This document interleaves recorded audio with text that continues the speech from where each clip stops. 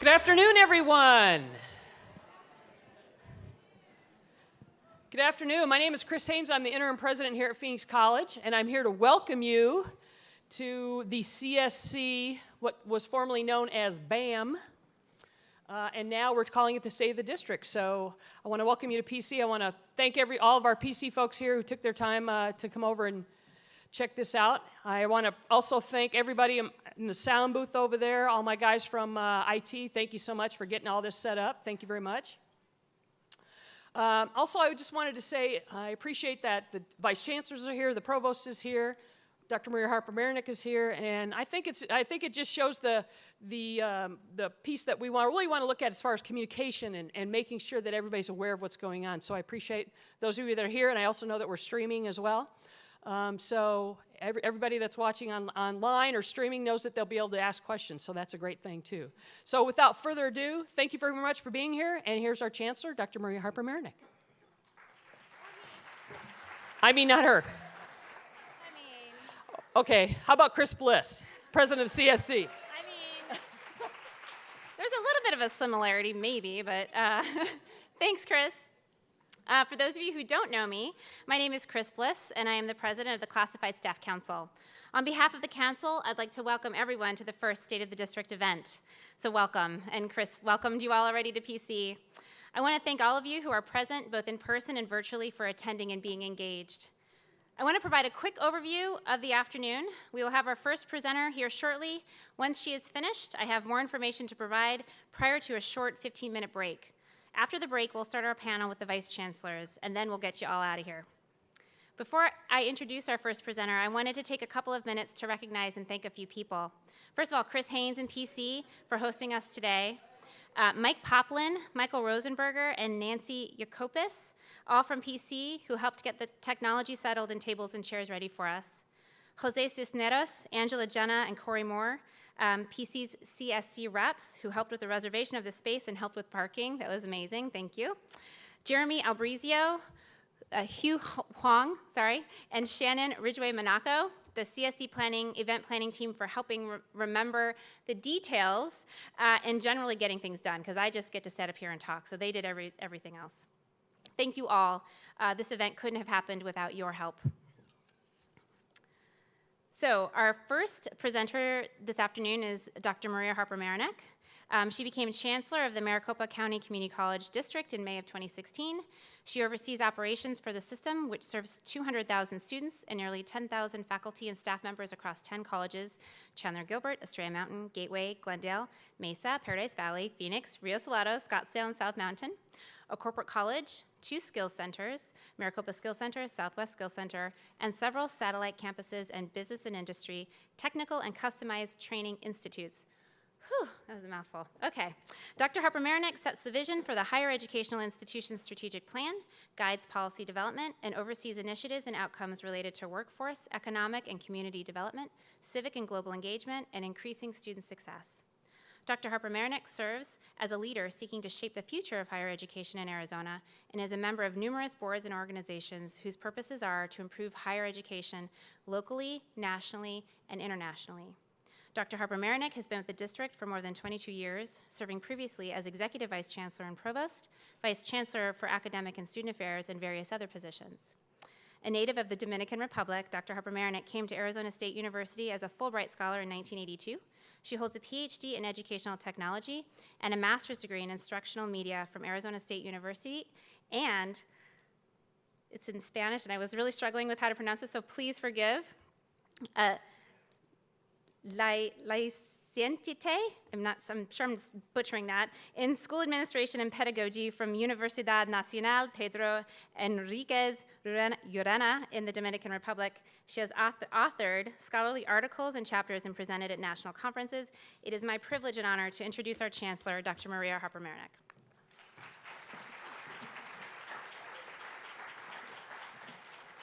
Okay, Chris, we need to work on a definition of short. She said, I'm reading about bio, and I said, can you please keep that short? I think most of them know who I am, but she was going on. But I do appreciate, Chris, the planning for today. I am excited. I think this is the first time that we have an employee convening like this that includes the CSC membership. We used to have the BAM format, and now this is a version of that. So when they asked if I would take the time to speak to employees, and I said, I will if you plan it. So it took a few months, but here we are. So thank you to you, Chris, as president of the CSC, also Vice President Adrian Hicks, the Secretary of CSC, Christy Warfield, I know she's here, the CPD Officer and Co-Chair, Michael Fulton, and the Conflict Resolution Officer, Shannon Ridgway Monaco. I know she's here too, so thank you for working on this today. And thank you to all of you for being here. When one has a party, one likes to have guests. So I thank you for taking the time, and also I know that there are people who are sending me notes saying we're going to be listening or watching in whatever ways technology is facilitating that. So I am most appreciative of everyone who cares enough to take the time to listen. So let me tell you what I am planning to do today. I have 45 minutes about. So I will start with the bigger picture and reminding us of the great system that we are and the great things that we do. I will share some data because I think it is important to put in context some of the conversations that we'll have today. And I think those of you who have known me for a while know that I like to be data-based, so I will do that.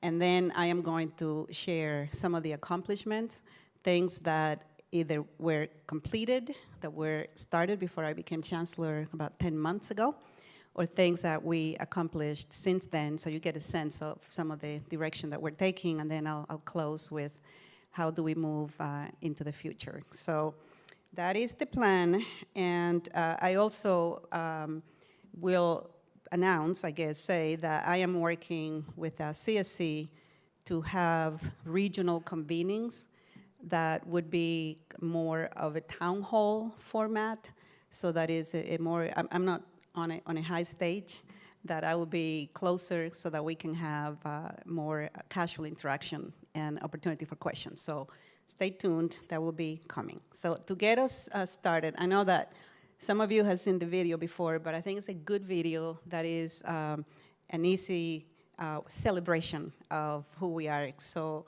if we can show the video, I'll use that as just the kickoff for the next segment. We live in an exciting time. Our region has seen explosive growth over the past 50 years. New industries and businesses are creating incredible opportunities. Technology is developing at lightning speed. Increasingly, higher education has become necessary to compete for high-quality jobs and is an essential component to our state's economic success. Meanwhile, Maricopa Community Colleges has been and will remain a key partner in Arizona's educational landscape. Our role in this story began in 1920 when Phoenix Junior College opened, serving 60 students in a 6-mile radius. As population boomed, we added colleges, each with a goal of serving residents in its immediate geographic area. Today, Maricopa Community College District is the largest educational institution in the state and one of the largest community college systems in the country, educating more than 200,000 students annually at 10 colleges and multiple service locations throughout the valley. In addition, Maricopa Community Colleges is the state's largest provider of workforce training.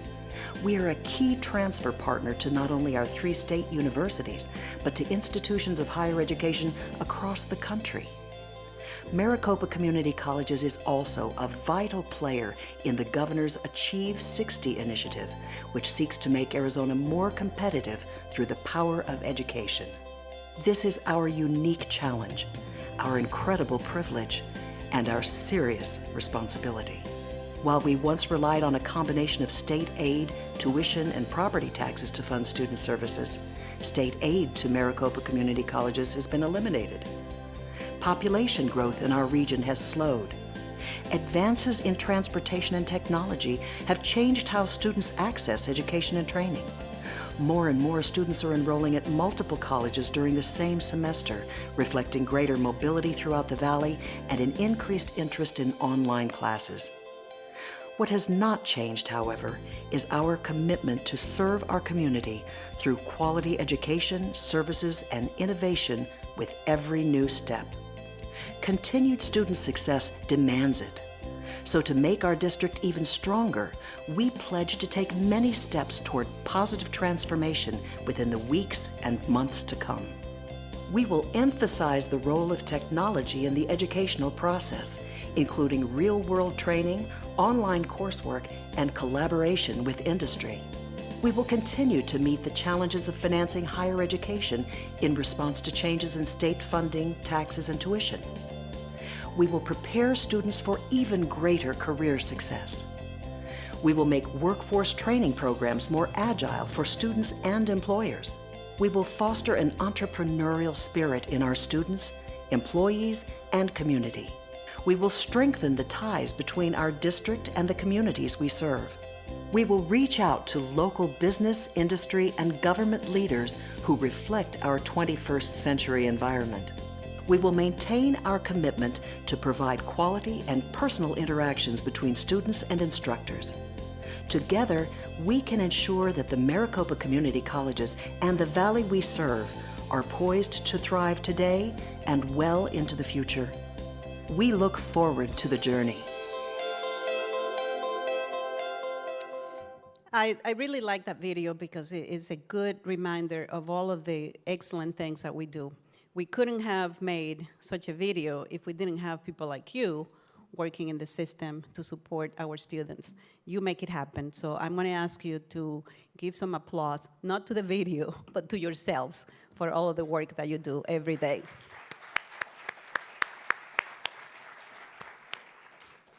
And by the way, I can see all of you, so those of you who are like, well, I'm not doing that, I can see you too. So let me go through some of the data, because I think it's important for you to know who's coming, what changes have occurred, and what is the profile of our students. So basically what it's telling us is that in 15-16, we served a little bit over 200,000 students. I think it was close to about 204,000 students, and that was inclusive of credit and non-credit. So I went back and looked at about 10 years worth of data, comparable data.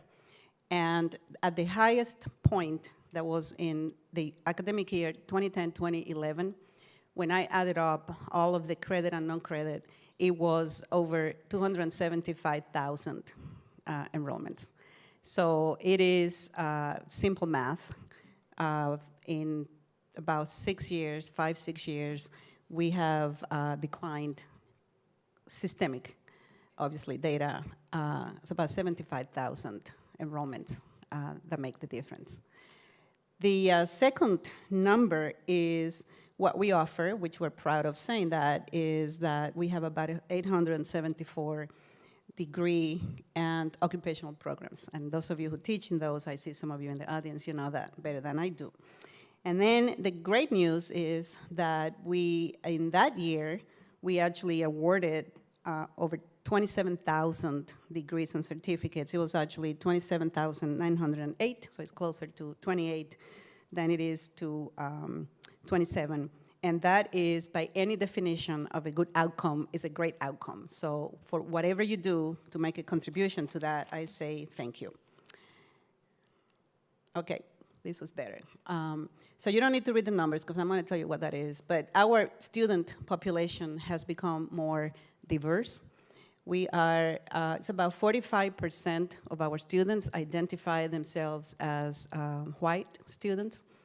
And then about 9% choose other, and that's many things. Could be that you do not see yourself as any of the above, or you are bicultural like me, or anything else.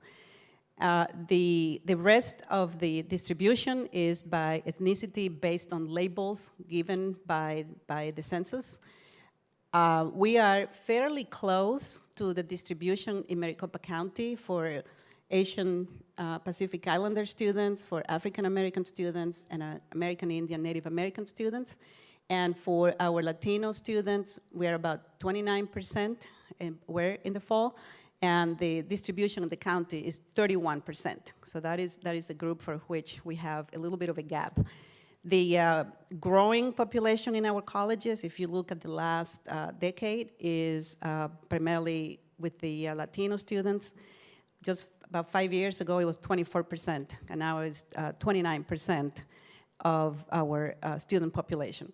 The one in the middle is age, and we have actually become younger, and sometimes that comes as a surprise because people assume that we are teaching primarily older adults or returning adults, and actually that's not the case. We have majority of our students are between the ages of 15 and 24, which makes especially the 15 to 19 a very traditional age for college attendance. The reason why 15 is because obviously we have offered dual enrollment, we have homeschooled kids. I also know, because I knew some of them, that there are students in high school that need advanced math, for example. The high school doesn't have that option, so they come to the colleges. So we do all of that. When I looked at trends on the decline, where is the decline, because it is significant, I would say even though it's declining in every age group, is most significant in the older adults.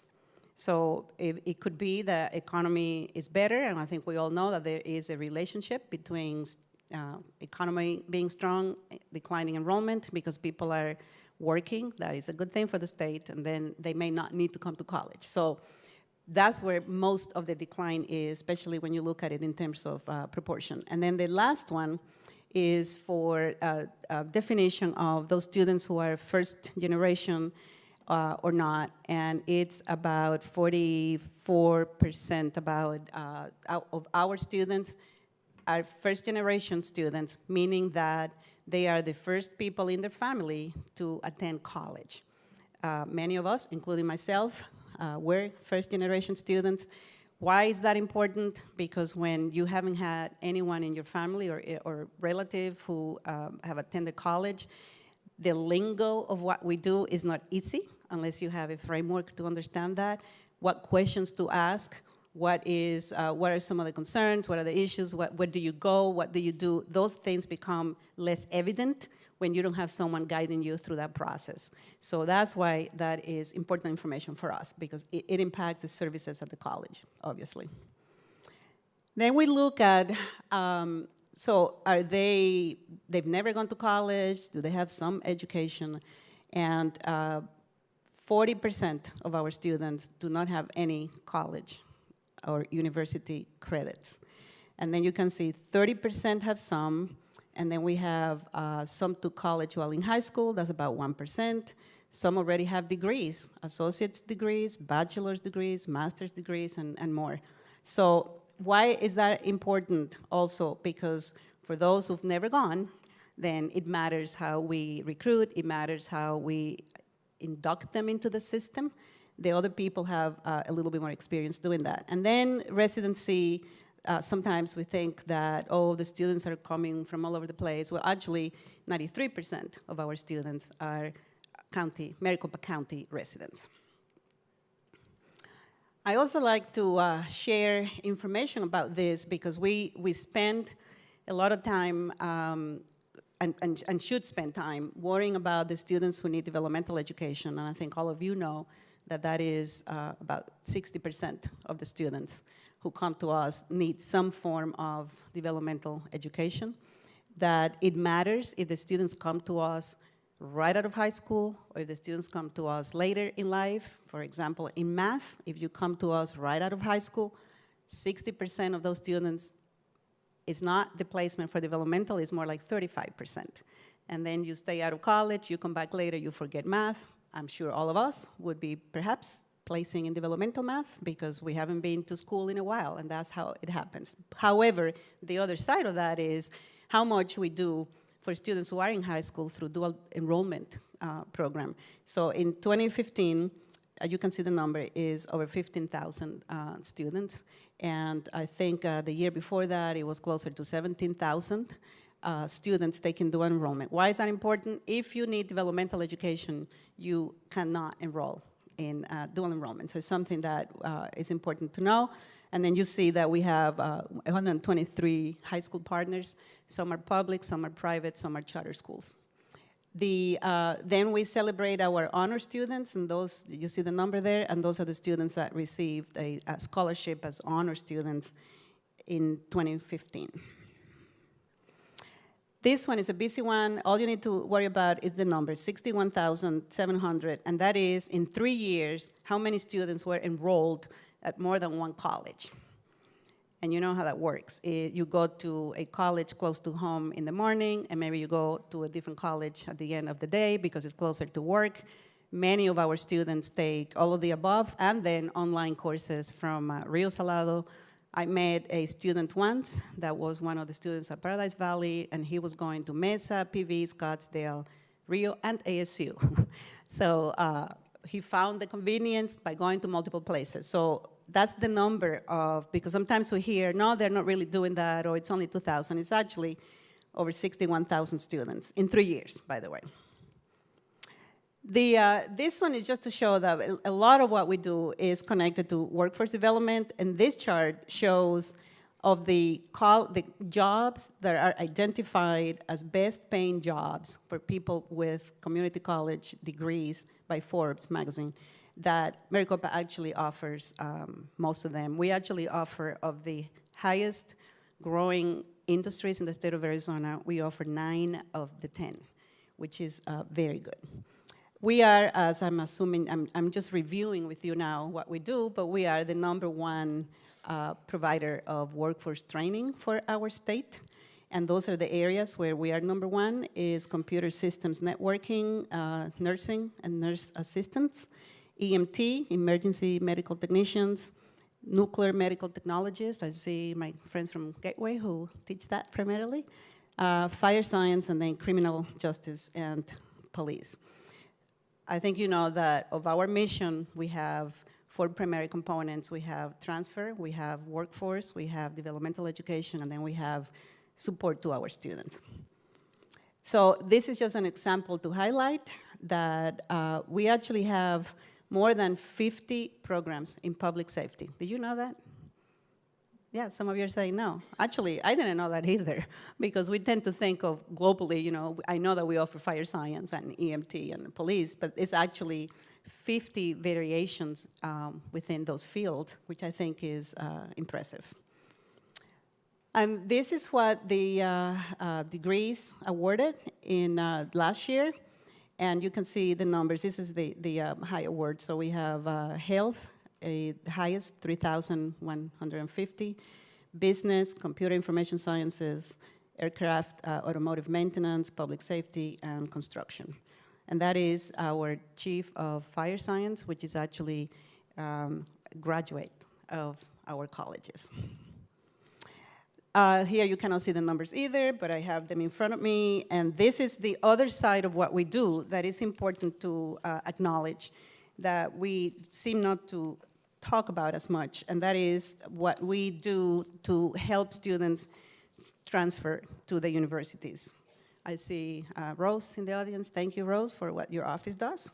So the first bubble that says ASU, these are the data for how many students actually transferred at that point in that year, had 12 or more credits from Maricopa, which is the official definition in the state of Arizona for transfer student. If you just take 3 and you move on, we don't count you. We only count 12 or more.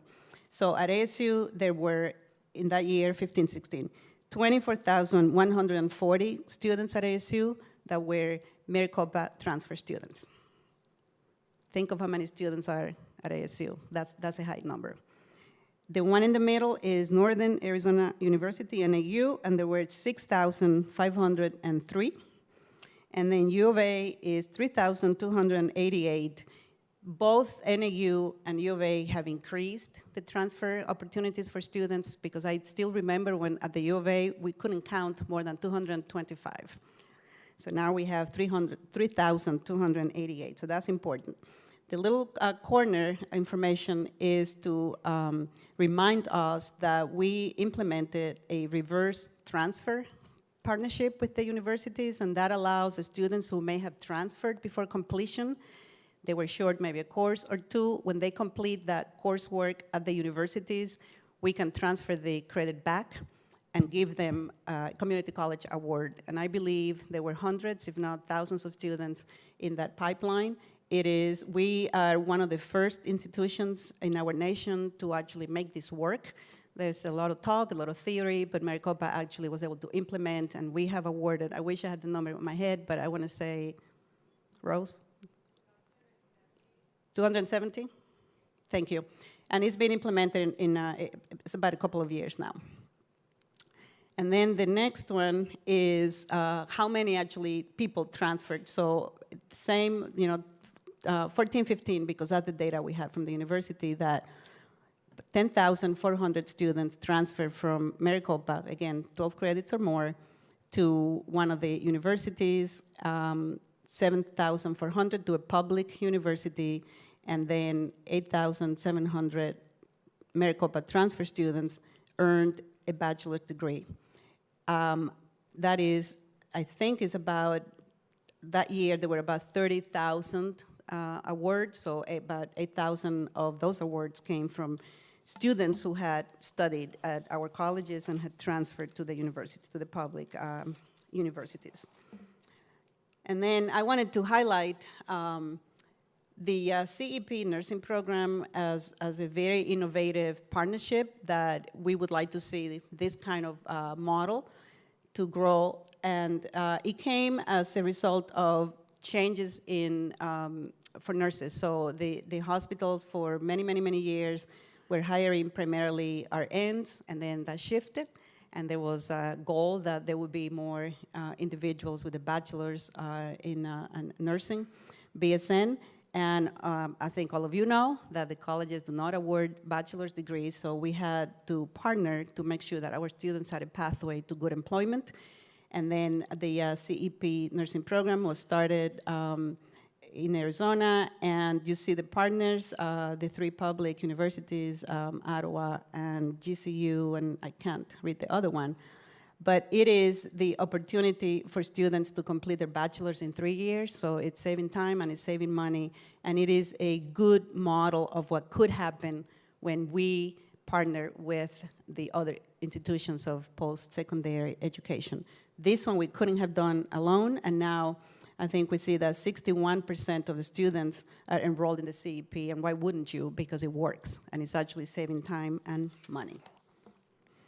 And then I'll end the PowerPoint with this slide that is summary of a study that was conducted by an entity called EMSIS, Economic Development Study, just to show that the impact statewide, state of Arizona, of what we do collectively is $7.3 billion, and you can see the other data of what happens. It's not just that we're educating people, but we have over 10,000 employees, and so we buy things and we pay taxes and we contribute to the economy, and when the students graduate, they get back into the system, and they too contribute to the economy of the state. So all of that is important to recognize, because sometimes we need to make the case for why our colleges should be supported.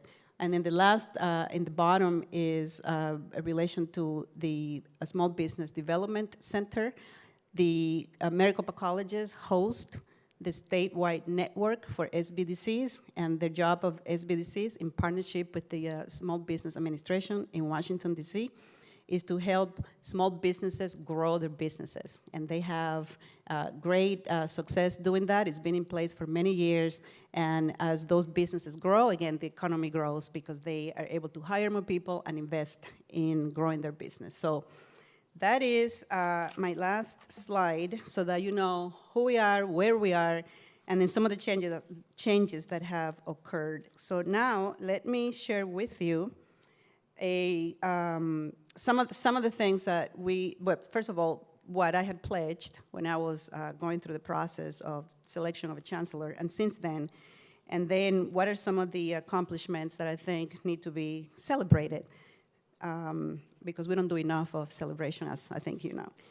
So what I had pledged back then, back in May of 2016, is that I would have, the values would be of inclusion, transparency, accountability, and respect for other people. So I stand firm by my values. That's the way I live my life. That's the way I do the job. And if you ever perceive that I'm not being truthful to that, then you need to tell me that. I also said that I would have to focus on efficiency and effectiveness. That would include the following areas: budgeting, accountability, and setting priorities. That it would also include, as number 2, improved services to students and the community. And number 3, that we would look at the organizational structures to make sure that we increase responsiveness and eliminate unnecessary duplication, because as you know, and you heard on the video, our sources of revenue are now primarily 2. From the days when we had state aid, tuition, and property taxes, now we have tuition, now we have property taxes. As everybody knows, the state aid was zeroed out for 2 years now. This is the second year that we don't have state aid. The second area was marketing and public awareness. I believe that we can probably do a better job telling our story. I go many places and I present. I think I've given probably about 70 speaking opportunities since I became chancellor, and many, many interviews. And many times I bring up the stories of the students, who our students are, and invariably someone says, I didn't know that. And then I think, how can you not know that? We've been here for so long, and we do such good work. And then when you ask, have you gone to a college? Do you know anybody who went to a college? A lot of the hands go up. So something happens in how we tell the story and remind people who we are and all of the great work you do, so that we're not taking for granted. So I think we need to do that. If you may recall, how many students are coming here that have some college credit, never completed? The numbers for the state of Arizona is some place between 700,000 and 800,000 of people who have college credit and never completed a degree, a certificate, or any form of credential that would allow them to get a better job or advance in their employment. So we are going to invest resources. I believe that for all those people, well, many of them, not everybody, that we are the best place to come back to and have an evaluation of what that is, and then help people get back on a path to completion. So we are going to launch a campaign to do that. I am proud to announce that we need to devote resources to do that, because there is a good opportunity for us, but it's also a good opportunity for the state of Arizona to move all those people to perhaps better employment. The other area was workforce development. Clearly, that's part of the mission, and pathways to jobs. We do a great job with offering opportunities and getting people through and employed, but I think we can do more. We need to do better with partnerships, and I will use the one that I just came from as an example. Today we had the Pima Community College District Chancellor and the president of Central Arizona College in Pinal County. And then I, as your chancellor, we came together with the Arizona Commerce Authority and the Office for Economic Opportunity under Governor Ducey to agree to partnership to serve the region. That is, we understand that quite a few businesses are moving into what we're calling the technology corridor that crosses Maricopa, Pinal, and Pima, and that no school district alone can serve the community. We heard this morning from a representative from Boeing, and actually he mentioned a couple of the colleges as important partners. So today we came together to sign an agreement that we are going to work together in ways that are common to all the colleges to facilitate the transfer of students among the districts, and also to ensure the businesses in the area that are primarily automotive or advanced technology, advanced manufacturing. Raytheon is another one. I mentioned Boeing. And then the automotive company, Lucid, that just moved into Pinal County, Casa Grande. So they're looking, I heard thousands of jobs will be opening, 2,000, 3,000. There was a mention this week of Intel reinvested in the system, in the state, pardon me. So we need to be ready to do that. So the three, the president and the two chancellors came together, and we agreed that we are going to work closely with the businesses to make sure that we're ready to deliver the needs for their pipeline for talent so that they stay in Arizona and they prosper in Arizona. So it's the first time that anyone could remember in the room that the three community college districts agreed to work together. Normally what happens is you say, wait a minute, I saw one of you within the lines of my county, get out. You're supposed to serve Maricopa County. I serve, my area, the other area. Or if you go in and say, oh, in the past, can we do this? Nope, we don't do that. So today was really exciting. I already got a note from the governor's office. Everyone is very excited that there's such a willingness to provide a national model for what could happen in a region when schools of post-secondary education institutions come together. So that was very exciting this morning, and I'm using that one as an example of what could happen. Then lastly is student persistence, success, and completion. I think all of us know that that is the core business. We are open because we serve students. So if the students are not coming to the colleges, if the students are not staying at the colleges to complete, if we don't have people receiving awards, then we are in many ways not fulfilling our promise to the community. So enrollment is important for those reasons I just said. It is important because we're here to serve. We're open door institutions. We want the community to view us as that. We want to be top of mind among the community members.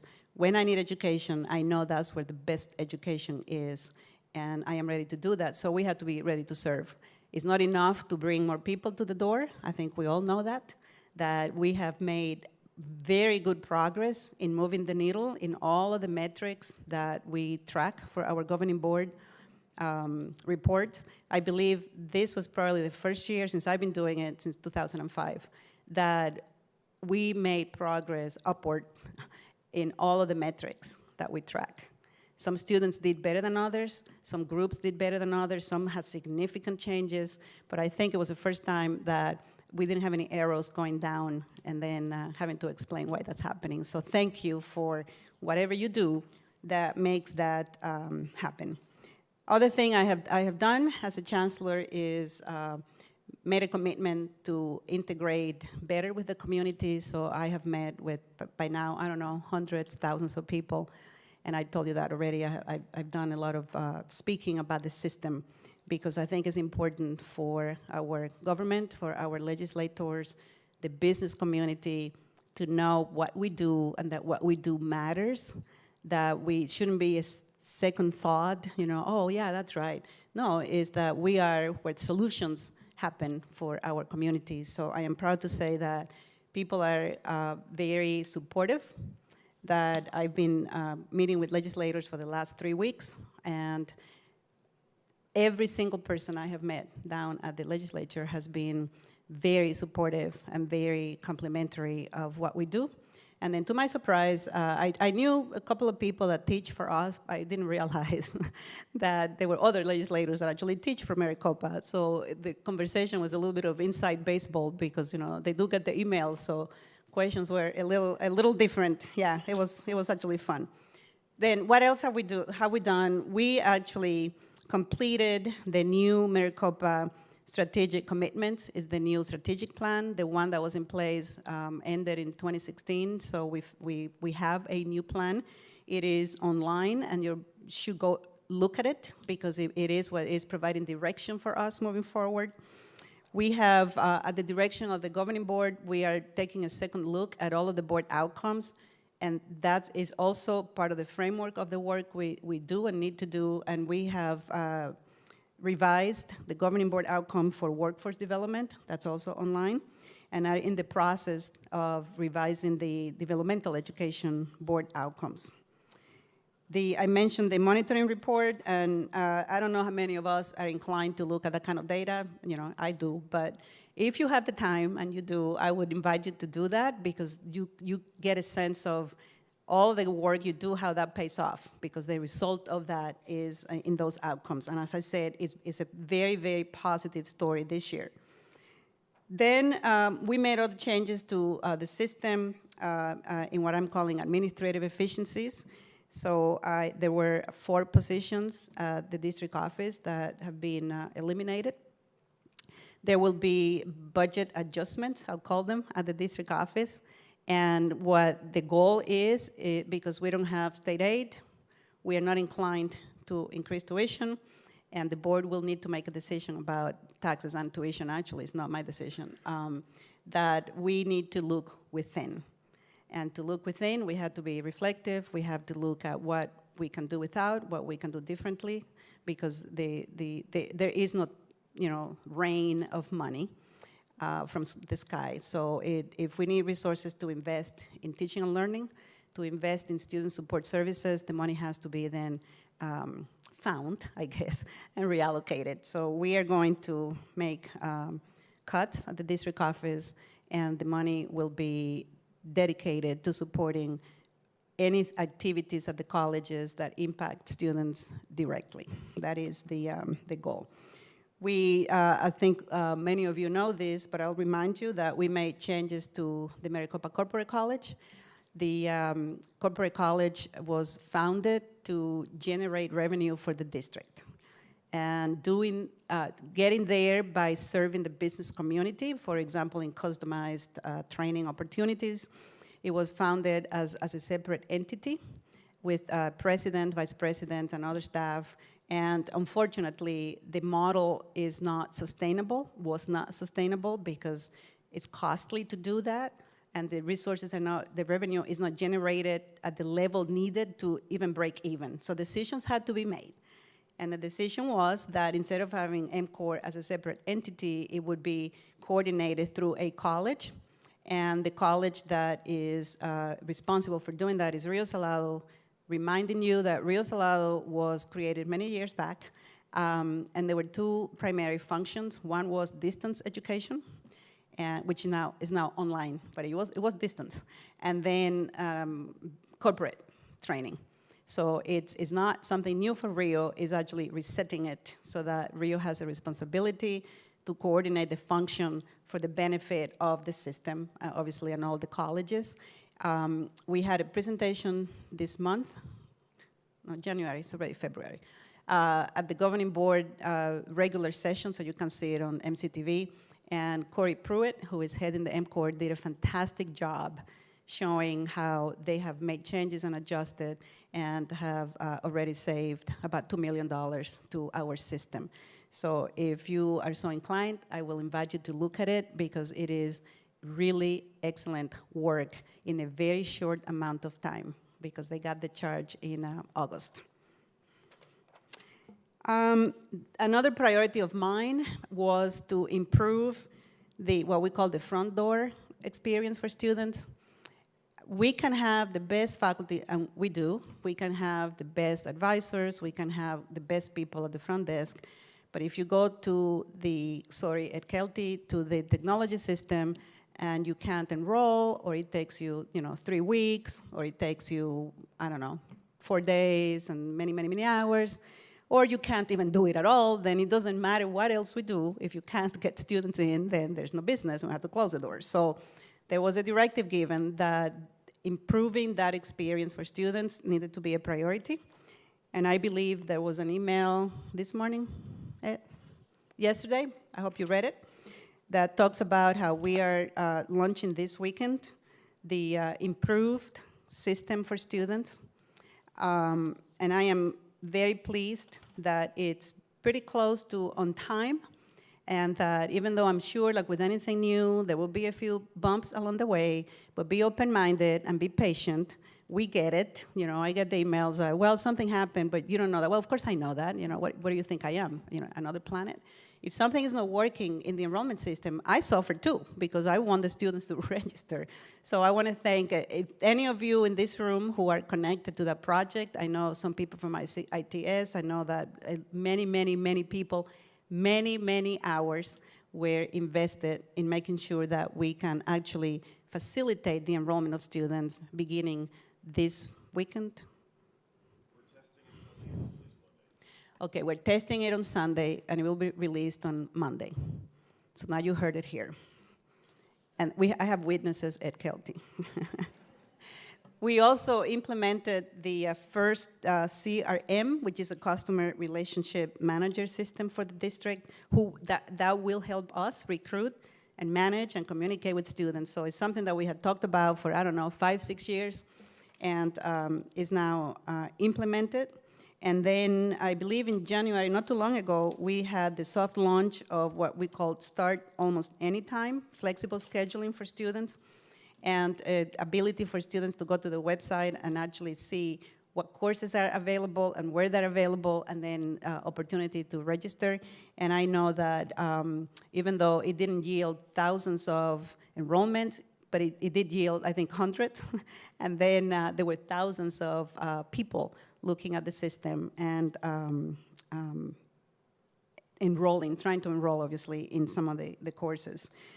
Then financially, I think I have mentioned some of the things I have shared before on email, but I'll repeat some of them. We were able to refinance our general obligation bonds, and that is going to result in a $20 million savings for our taxpayers in a period of about 9 years. The system has always been managed very fiscally conservatively, and we were rated again as AAA by the 3 primary houses that provide that rating, and that's just a demonstration of the confidence in our ability to manage the resources that we're responsible for. We implemented a new budget development system. We are continuing the improvements on the new accounting and budgeting system. I think you are kept informed about the changes with the HR systems. We are ending our GO bond resources from the 2004 bond. So we are looking at ways to support the colleges the district office too, for needs that are repairing things and purchasing things that are needed for the business to operate. And we have identified about $3 million from savings that we are going to reinvest in the infrastructure.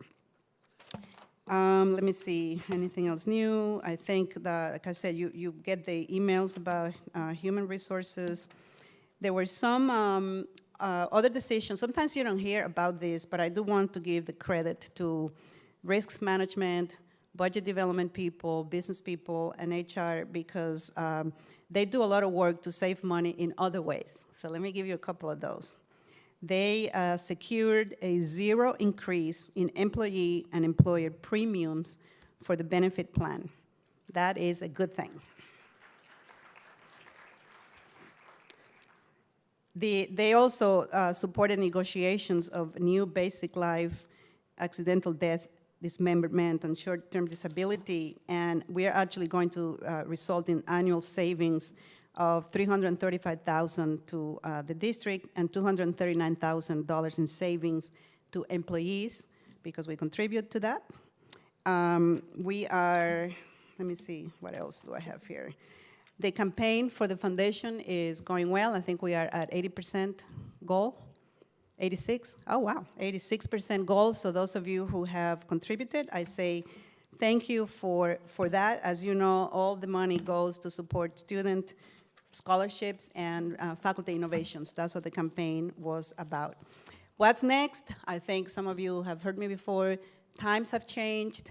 We need to be open-minded to new possibilities, that life as was in 1980 or 1990 or even 2 years ago cannot be the same moving forward, because we are not going to have the resources. So if you do the math, we have no state aid, we have lost about 75,000 enrollments, and obviously those people pay tuition. is that we need to look at different ways to maintain the quality, maintain the level of service, but it cannot be the same moving forward as if we are in a vacuum. The county is not projected to grow dramatically, so thinking that only if you worked harder, you know, we would increase tuition by 20%, or so, that's not gonna happen. I mean, not tuition enrollment, because we can do better, and we should do better, but it's not a lack of effort. It's just that the conditions have changed. There is competition today that didn't exist before, and I think we all know that, is competition is not within anymore.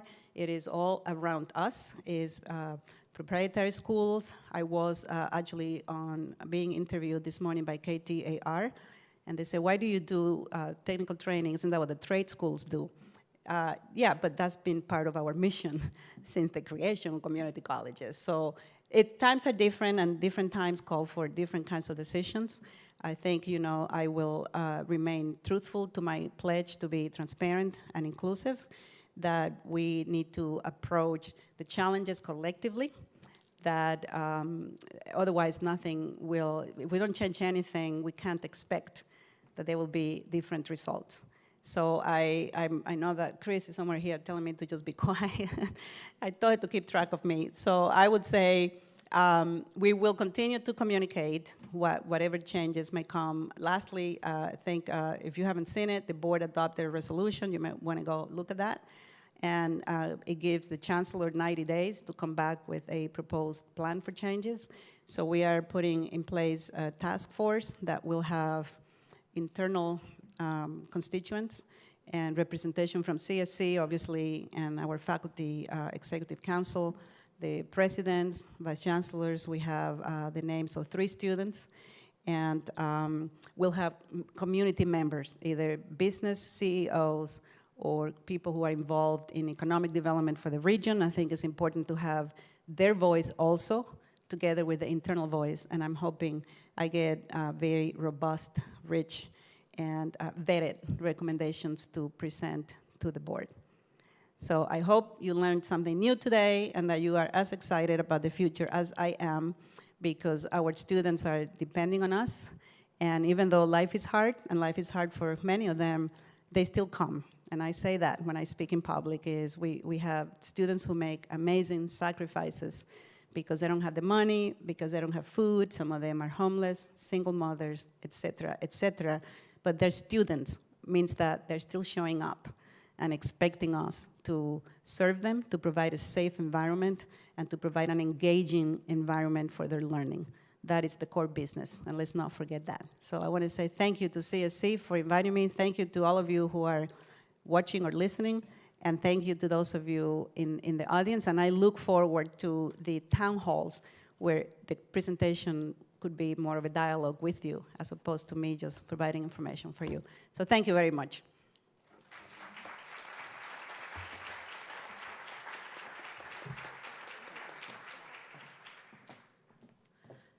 Thank you, Dr. Harper-Marinick. All right, before I let you all out on a break, because we do have a break coming, I wanted to give you some information about the program for the second half. We provided an opportunity for all employees a couple weeks ago to submit questions online. So those questions have been gathered, and we've given those to the vice chancellors, and they will be asked and addressed in the second half of the program. There are questions that are for all vice chancellors, and then there are questions that are division specific. I will be the moderator for that, and I'm gonna take turns going back and forth between the all VC questions and then the division specific questions. I just wanted to make sure I provided that information to everybody. If we have time for additional questions after, I'm not sure how long everything will take with the questions that were already submitted. We will have an opportunity to do in-person questions as well as online questions. So there's a couple microphone stands. You see one up front and one kind of in the middle. So if you're here and you'd like to ask a question, if we have time for that, I'd ask you to kindly stand up at the microphone and potentially wait in line and then ask your question when you're called upon. We do have an online option to submit questions. You can do it here in the audience, or you can do it if you're watching it at home. at the slide that's on right now, it has a little link there, the goo.gl/slides. You can actually access it from your phone. It'll pop up, and you'll have to enter your MEID and password. Is that right, Shannon? Cool. So you'll have to enter that in, and then you can submit questions. Everybody who is submitting questions, you'll be able to see the questions, and you can up or downvote the questions that are being submitted. So that'll help us to determine what questions people really want to have answers to. So please feel free to do that. Let's see. You can submit your question anonymously or with your name, so I just want to make sure that information is up there. We'll get through as many questions in that venue as possible with the time that we have allotted. There are little mini bottles of water out front if you didn't see any. I know it's kind of warm out there today. So on your break, if you're wanting to take a bottle of water, please do. We got those for y'all. But please be mindful of the fact that you'll have little bottles of water, and when you're finished with them, throw them in the trash. There is an event happening here right after, and I want to make sure that we clean up after ourselves when we're finished. So with that, I believe it's time for a 15-minute break. So please wander around and have fun.